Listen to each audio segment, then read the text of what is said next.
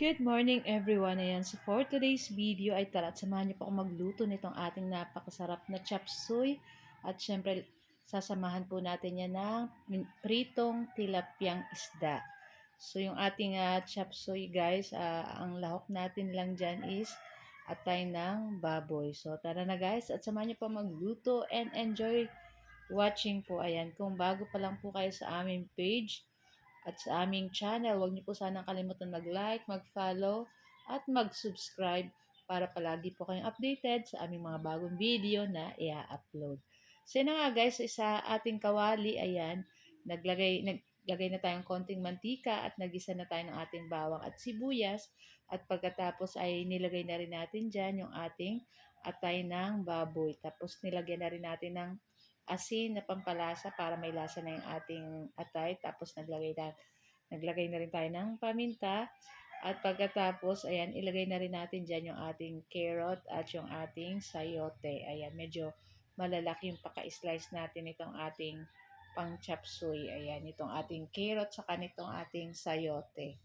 At pagkatapos, maglagay tayo ng konting toyo, konting oyster sauce, ayan, para sa pampalasa. Naglagay pala kami dyan ng 1 teaspoon na sugar para medyo may konting tamis-tamis. Nang konti lang naman, pero optional naman. Kung ayaw nyo, pwede nyo namang skip. Tapos ayan, nilagay na rin natin dyan yung ating Baguio beans, saka yung ating bell pepper. So, mahal po ngayon ang bell pepper, kaya isang pirasong maliit lang yun nilagay natin dyan. Pagkatapos ay ilagay na rin natin dyan yung ating Baguio pechay, saka yung ating repolyo. Ayan, tiko konting gulay lang, pero pag pinagsama-sama natin, madami na rin po iyan. Ayan.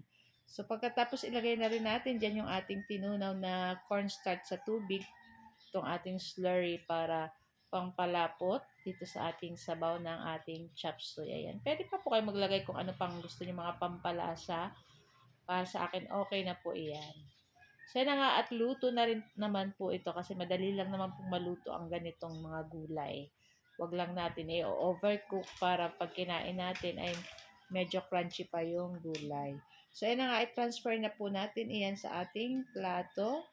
Ayan, syempre, hindi po mawawala ang kapartner niyan pag meron tayong gulay. Dapat may prito tayong isda or pritong fried chicken or pork chop. O, di ba parang mas masarap yata yung pork chop. Pero masarap naman po ang tilapia, di ba? Tapos may sausawang pang kalamansi toyo. Ay nako, perfect na perfect po iyan.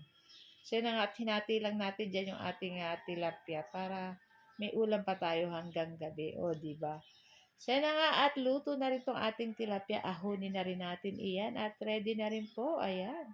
So, super yummy nitong ating ulam for today's video. So, guys, ito lang po ang aming video today. So, guys, thank you for watching and see our next video. Ciao! Sarap!